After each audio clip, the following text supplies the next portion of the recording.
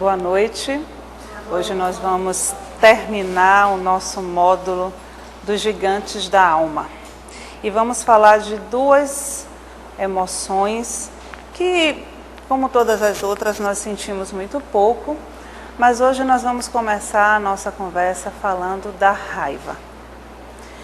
Mas antes disso, eu queria voltar bastante no tempo e entrar no templo, no mundo da mitologia. Conta a mitologia grega que lá no reino de Hades, no inferno, existe e reside um cão.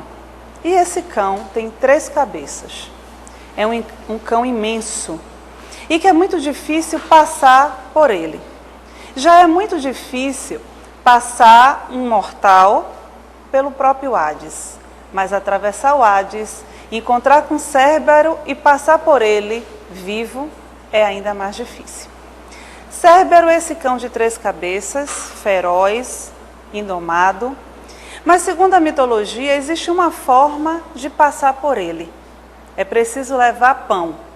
E você joga o pão, enquanto o Cérbero corre para pegar o pão, você passa e entra no Hades. Mas é necessário lembrar que é preciso trazer pão para a volta, porque normalmente ele sente o cheiro daquele que sai do Hades ainda vivo. Mas Cérbero, que é esse cão de 3 cabeças, como tudo na mitologia, tem uma simbologia. E esse cão imenso, se todos nós começarmos a pensar em um cão imenso, com 3 cabeças, com aquelas bocas imensas, e latindo e feroz, nós começamos a pensar que talvez este cão seja um cão conhecido de nós. Toda vez que nós estamos em um estado muito profundo, seja ele melancólico, seja ele depressivo, ou simplesmente porque estamos entrando em contato com as nossas questões profundas, nós nos deparamos com esse cão. E esse cão, Cérbero, se chama raiva. Segundo as análises, os analistas da psicologia junguiana, esse cão, cada cabeça representa um tipo de raiva. E que todos nós sentimos essa raiva, seja ela numa dimensão ou noutra dimensão. A primeira cabeça, que seria essa cabeça do centro, ou a cabeça principal, ela representa a raiva que Jung vai chamar de arquetípica. Aquela raiva que todos nós sentimos. E essa raiva surge na nossa vida por conta da constrição. Seria tudo aquilo que, a partir do momento em que eu começo a crescer e a me desenvolver como pessoa humana, tudo aquilo que me é impedido, tudo aquilo que me é negado, tudo aquilo que me tira o espaço do ego, o espaço egocêntrico da criança, que causa uma constrição, geraria ali uma raiva. É como se nós pudéssemos imaginar que em nós, na nossa psique, tem umas sacolinhas, e eu gosto sempre de fazer a representação das sacolinhas, e lá tem uma sacolinha que tem o nome raiva. E tudo o que acontece na minha vida, desde o momento do meu nascimento, que contraria a minha formação, a minha vontade, o meu desejo, faz um volume na minha sacolinha de raiva. E essa raiva, Jung chama dessa raiva que todos nós vamos sentir de uma forma ou de outra, porque no nosso processo de amadurecimento psicológico, a constrição fará parte do caminhar. Joana, a psicologia espírita, vai trazer para nós que esta raiva é aquela raiva gerada da nossa ancestralidade, do espírito endividado que somos e que trazemos no decorrer da nossa história situações que nos causaram constrangimento, que nos causaram limitações e que isso vai na vida presente trazer de novo e acender de novo, fazendo assim com que esta raiva, essa emoção primária, ressurja. A segunda cabeça representaria aquela raiva chamada ou originada de uma autoalienação. Então podemos dizer que, a partir do momento em que todos nós somos constrangidos e contrariados no nosso processo de evolução, de crescimento, eu, por medo, por fuga, por conta dos meus complexos, por conta dos meus atavismos, começo a construir um mundo irreal, mas real para mim. Graças aos complexos, à persona, eu vou construindo toda uma autoimagem, toda uma situação que não é de fato real.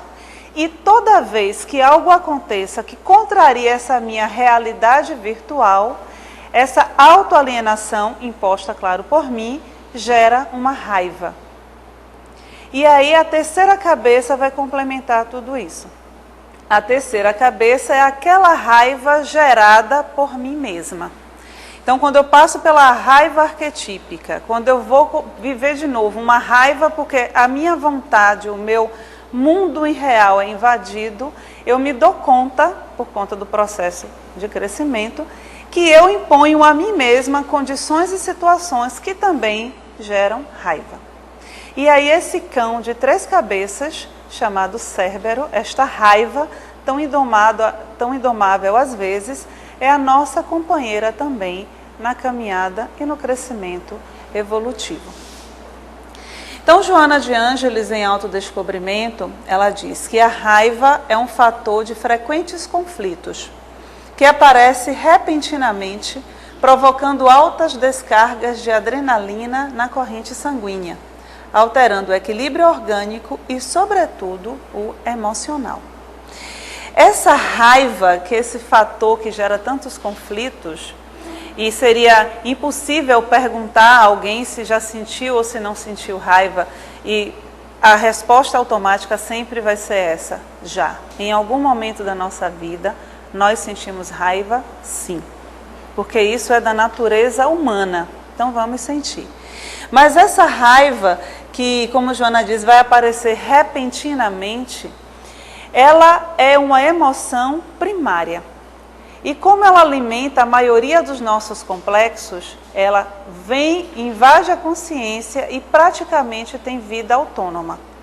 Por isso a reação da raiva normalmente é contrária à nossa reação normal. Aquela pessoa que muitas vezes é calminha e quando está com raiva, a gente desconhece a pessoa, desconhece aquilo que sai lá de dentro da pessoa.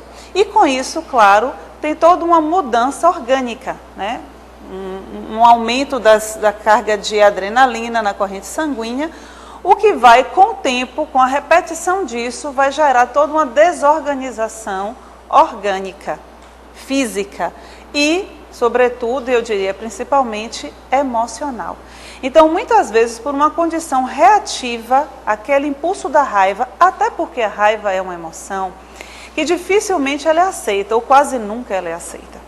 Então, uma criança ali, quando pequenininha, naquele processo de constranger que nós passamos, quando a criança manifesta qualquer coisa parecida com raiva, automaticamente ela é reprimida.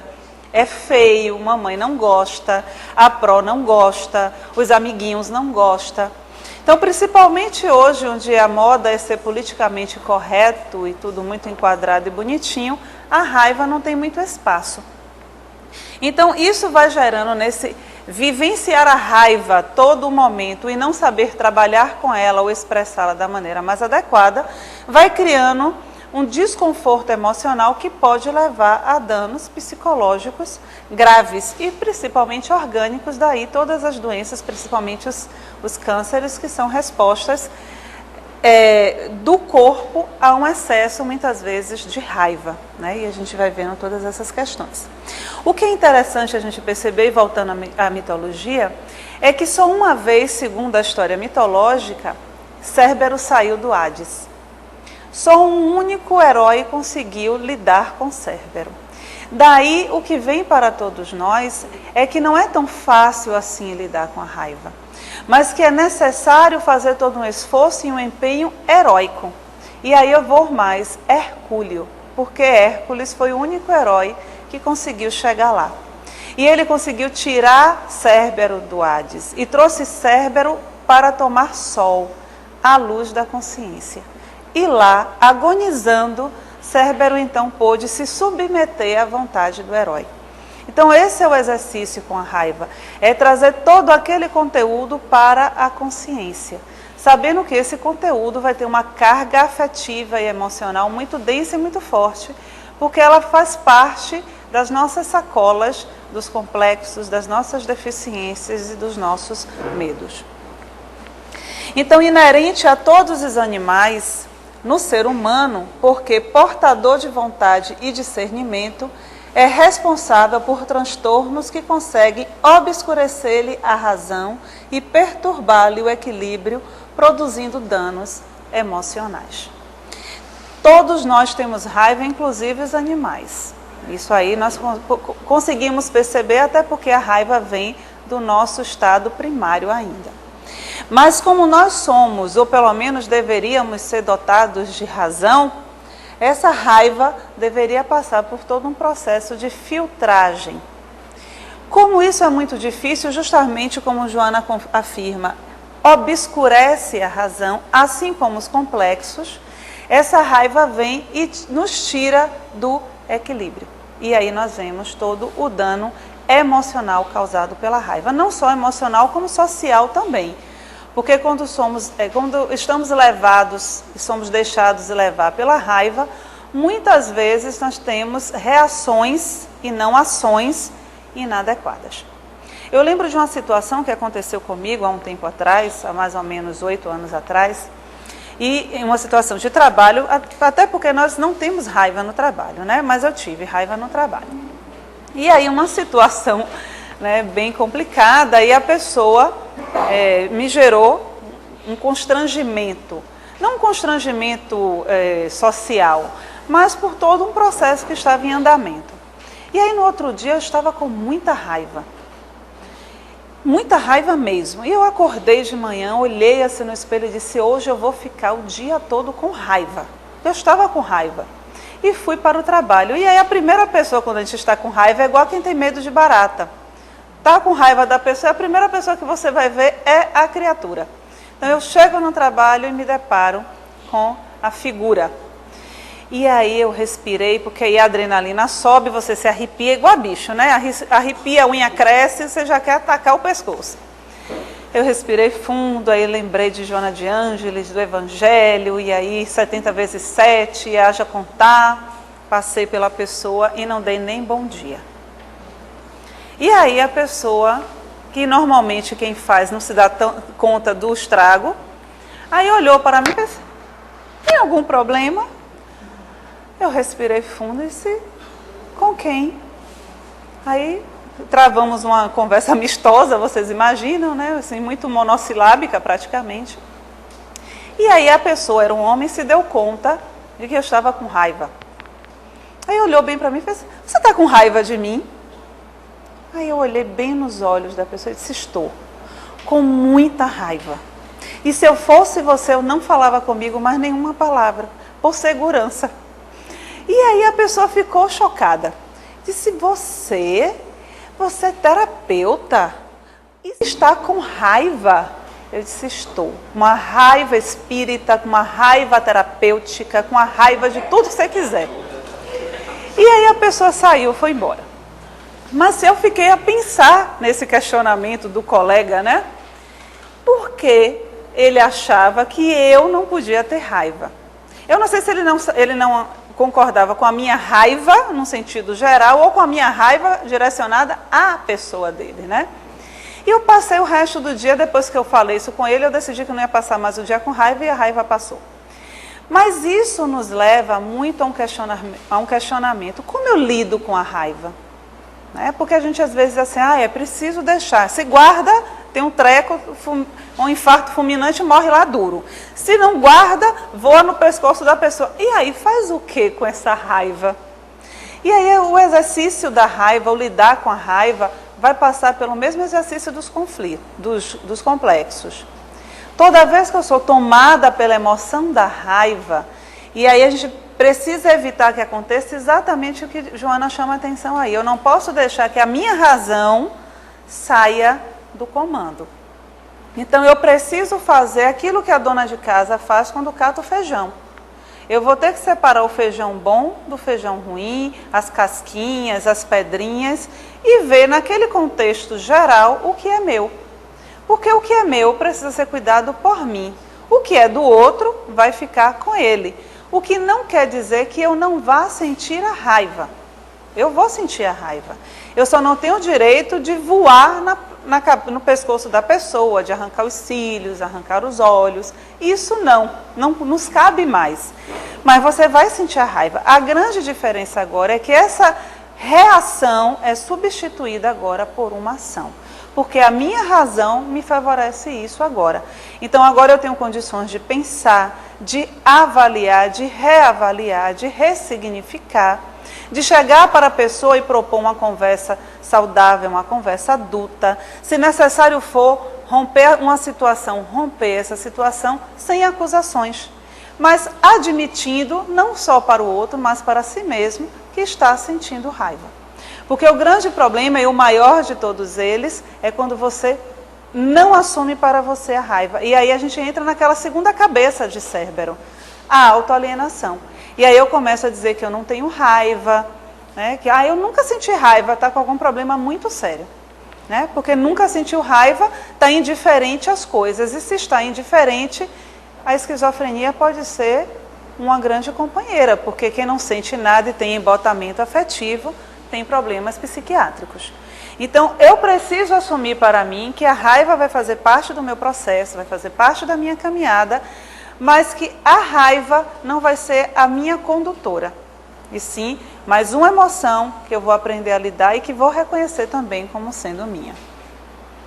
Então, a raiva instala-se com facilidade nas pessoas que perderam a autoestima e se comprazem no cuidado pela imagem que projetam e não pelo valor de si mesmas. E aí a gente vê bem a representação da segunda cabeça, né, dessa raiva gerada por um processo autoalienante. Então, essa pessoa que facilmente está irritada, tem pessoas que são irritáveis. Você tem a sensação, às vezes, quando as vê, que tem aquele negocinho da bomba, e que a qualquer momento explode, né? Por conta da quantidade de frustrações, de insatisfações que vai guardando durante toda a vida, porque pretende manter uma autoimagem idealizada de uma pessoa muito boa, de uma pessoa muito pacífica. Não que a pessoa não seja ou não possa ser, mas ninguém vai chegar, como Jung sempre coloca, ninguém vai chegar ao cume de uma montanha sem passar pelo sopé da mesma. Não adianta você imaginar, ter ideias ou imaginações de luz e achar que com isso a sua sombra, a sua treva vai se diluir. Então, para que eu seja pacífica, seja tolerante, seja pessoa bondosa, o homem e a mulher de bem que todos nós queremos ser, eu preciso reconhecer em mim todas as minhas emoções. E com isso, trabalhar, porque a baixa autoestima é uma grande colaboradora da raiva. Porque se eu não acredito em mim mesma, se eu não reconheço o meu valor em mim, tudo que aconteça fora desse contexto vai atingir diretamente a mim, porque eu não tenho referencial. Então, se dizem que eu sou determinada coisa, eu acredito, porque se o meu valor não está comigo, e isso vai gerando toda uma situação que a gente volta para aquela raiva arquetípica da constrição. Se eu não posso me expandir e evoluir dentro do espaço que eu habito, eu estou sendo constringida, apertada, sufocada. E isso vai gerando uma raiva que vem da nossa ancestralidade. Então, toda vez, como Joana vai chamar a atenção, que eu me perceba sendo um alvo fácil da raiva, é importante que eu reavalie a minha autoestima. Como está a minha relação comigo mesma? Como está o meu valor? Ou melhor, onde está o meu valor? Está em mim ou está naquilo que os outros dizem que eu sou? E aí eu me lembro muito de um caso de uma jovem chamada Joyce. E Joyce era aquela pessoa boa, aquela pessoa que você podia contar com ela a qualquer momento, a qualquer hora do dia, para qualquer situação. Joyce era a típica pessoa que era a última da fila sempre. E Joyce vivia, ela foi criada, na verdade, cresceu em um ambiente com pais alcoolistas. Joyce criou os irmãos, porque ela era a filha mais velha, e ela aprendeu desde muito cedo, desde muito jovem, a abrir mão da própria vida. Ela abriu mão da sua vida, abriu mão dos seus sonhos, abriu mão de tudo o que ela queria, porque ela não tinha apoio emocional, segurança naquelas imagens primordiais para a formação da psique, o pai e a mãe. Então Joyce vai assumir essa família e esses irmãos crescem e para seguir o modelo daquela constituição familiar, os irmãos também se tornam usuários de drogas. E Joyce sempre muito simpática, feliz, sorridente, não havia problema nenhum, não existia problema para Joyce. Ela tinha um grande sonho na vida que era ser enfermeira, mas não deu para fazer o curso de enfermagem, se torna assistente social. E vai fazer no trabalho aquilo que ela já estava bem prática em fazer em casa, né? Atender, ajudar, acolher, todo momento. Mas Joyce, essa pessoa extremamente sorridente, sempre feliz e que não tinha mágoa, não tinha rancor, não tinha raiva de absolutamente ninguém, depois de um determinado tempo, foi acometida de fortes dores de enxaqueca. A cabeça de Joyce só faltava explodir. E nesse período, quando ela buscou ajuda, ela não fazia ideia do que ia sair daquela cabeça que pulsava o dia inteiro. Então, no seu processo terapêutico, Joyce começa então a sua queixa da dor de cabeça. Não havia nenhum outro problema na vida de Joyce a não ser a dor de cabeça.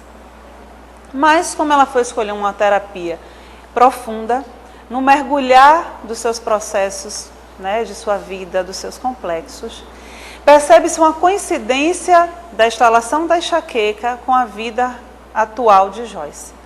As dores de cabeça começam exatamente no período em que os pais de Joyce vão sair do interior e vão morar na sua casa. Então o terapeuta começa a desconfiar que existe alguma ligação entre a dor de cabeça insistente e o retorno desses pais, de certa forma, abusivos e negligentes durante toda a vida de Joyce. E para que eu possa encurtar a história, Joyce vai se dar conta que toda aquela sua dor de cabeça, aquela sua enxaqueca, era raiva. Era toda a raiva que Joyce tinha juntado durante toda a sua vida. Porque como ela construiu uma imagem, e aí a gente vai para a questão da autoalienação, como ela construiu uma imagem muito forte de uma pessoa boa, comportada, atenciosa e prestativa, ela não podia fazer mal a ninguém, a não ser a uma pessoa, a ela mesma. E aí ela se permitiu punir através das fortes dores de cabeça. Mas eu vou continuar com a história de Joyce porque eu quero pegar um pouquinho aqui das frases. A raiva é uma legítima reação da alma ao seu ferimento. James Hollis, e essa Joyce, essa história que eu estou contando, foi uma paciente dele.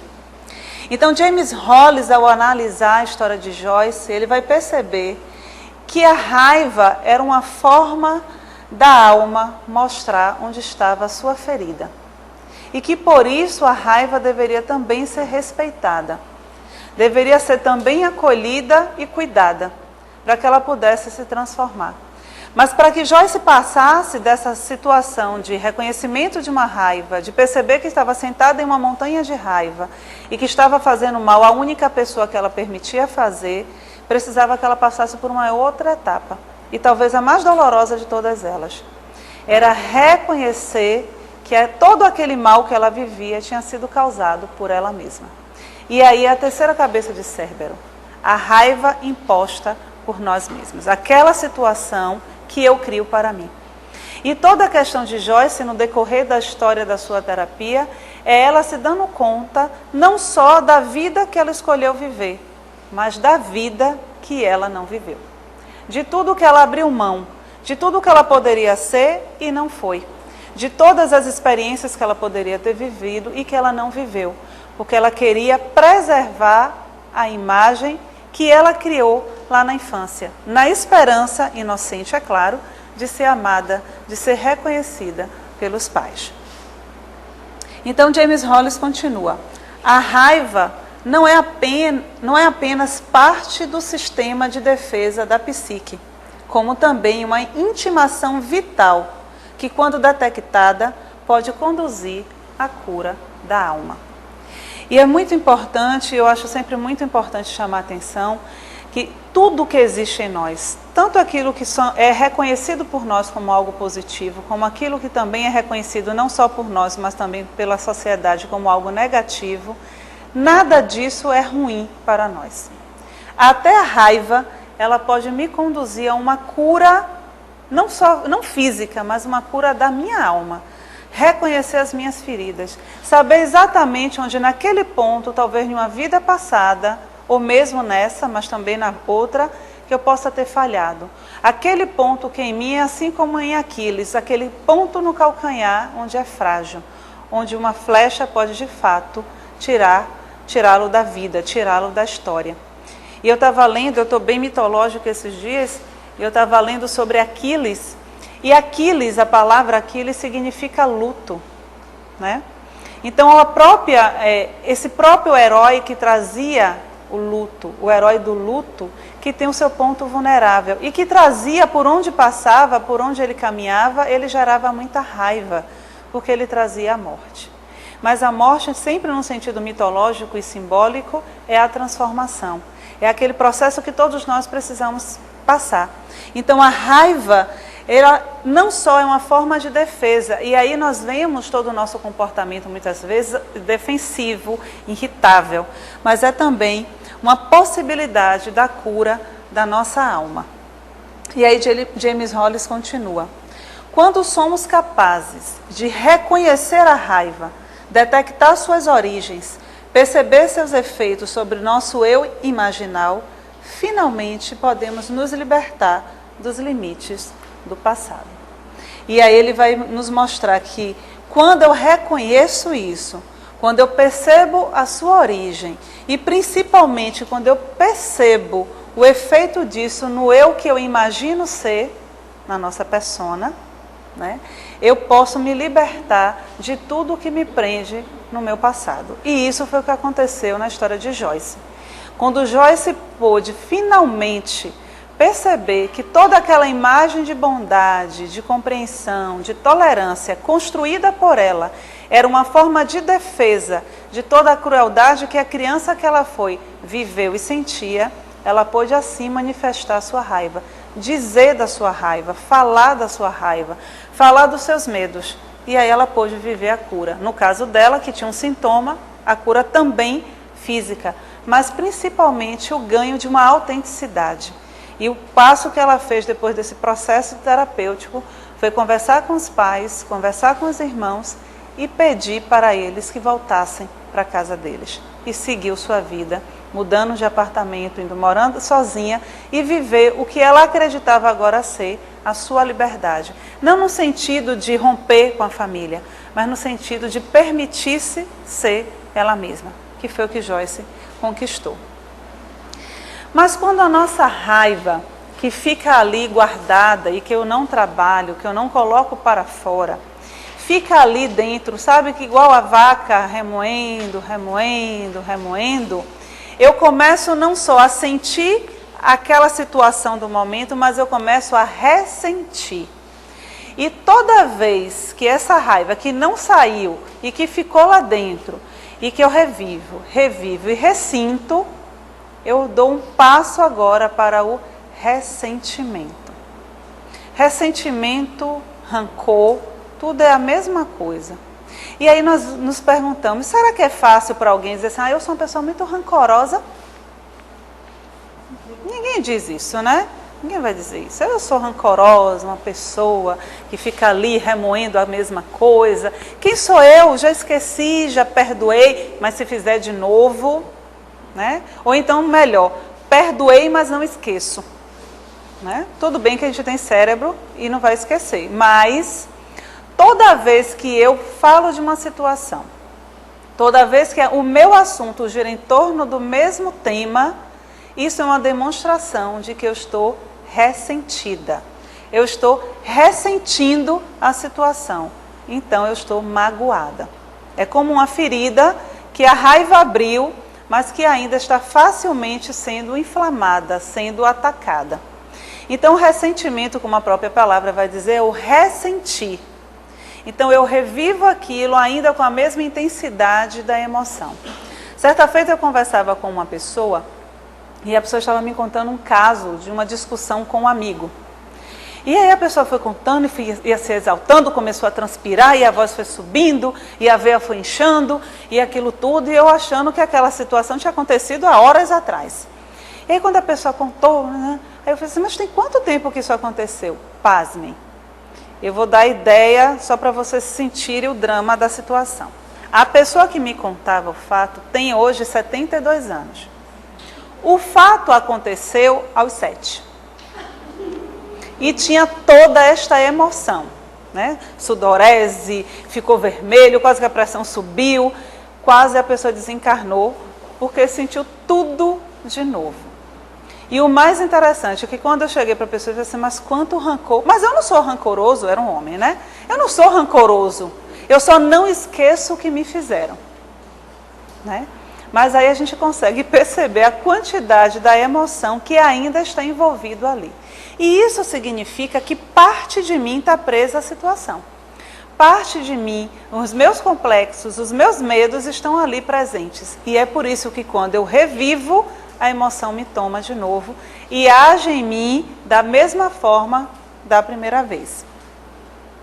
Então, Joana vai dizer que a raiva não extravasada ou liberada, no mesmo nível da agressão recebida, torna-se cruel adversário do indivíduo, tomando a forma hostil de ressentimento, que descarrega vibrações vigorosas na corrente energética mantenedora do equilíbrio, desarmonizando o ciclo vital. E aí a gente vai percebendo que o dano que isso vai causando no próprio organismo, né? Porque é aquela descarga elétrica que é toda hora colocada. Pense que quando você está ressentida, magoada com uma pessoa, toda vez que você encontra a pessoa, vem tudo, né? Aí muitas vezes, vocês lembram que quando eu falei da inveja, eu apresentei a filha predileta da inveja, que é a fofoca, né? A filha predileta do ressentimento, quem é? Aquilo que se dizem que se come frio, a vingança, né? Então a vingança é o que vai aparecer muitas vezes nesse ressentir. Porque cada vez que você ressente, você coloca mais algum conteúdo. Outro conteúdo, que não é do outro, é seu. São suas questões que você não trabalha, são seus complexos, a sua sombra, que vai recheando a situação e quando aquilo retorna, quando aquilo volta, muitas vezes volta na forma de uma vingança. É muito comum percebermos relacionamentos que toda a base do relacionamento é a vingança, né? A pessoa está magoada, está ressentida e aí se mantém unida a uma pessoa, seja afetivamente, amizade, o que for, muito mais agora alimentado pela vingança do que por um afeto, né, por um sentimento nobre. Então, toda vez quando o indivíduo se sente defraudado, a sua ambição desmedida rebela-se, permitindo que o ego seja atingido e subestimado, gerando sentimentos controvertidos de ódio, de rancor, de ressentimento. É muito interessante que Joana vai nos chamar muito a atenção com relação ao ressentimento por conta da ânsia de poder. Então, o complexo de poder, o desejo de poder é muitas vezes aquele alimento que vai dar a mim condições de criar o ressentimento, de manter o ressentimento, na verdade. Então, como eu quero... Ou seja, a minha ânsia de poder deseja que as coisas aconteçam da forma que eu espero, da forma que eu quero. O ego inflado, quando atingido, vai gerar a raiva. E essa raiva não aceita por um ego imaturo, que não aceita ser frustrado nem decepcionado, vai ficar ali revivendo, remoendo e vai se sentir magoado. Aí aparece a vítima, aparece aquela pessoa queixosa, que acusa, que cobra. E aí, ela vai chamar justamente a atenção para isso. Então, toda vez que eu me sentir defraudada, toda vez que o meu ego é atingido e eu me sinta subestimada, e aí a gente vê a questão da autoestima aparecendo, dos meus complexos de inferioridade, é possível que se instale em mim o ressentimento. Então, como é que eu posso avaliar isso toda vez que eu estou na queixa? Se eu estou me queixando demais, se eu não consigo perceber qual é a minha parte naquela situação, eu estou alimentando o ressentimento, né? Toda situação, e é muito comum, às vezes, nós percebermos isso. Há sempre uma queixa de que os outros me causam alguma situação. Nunca sou eu a causadora, sempre é o outro.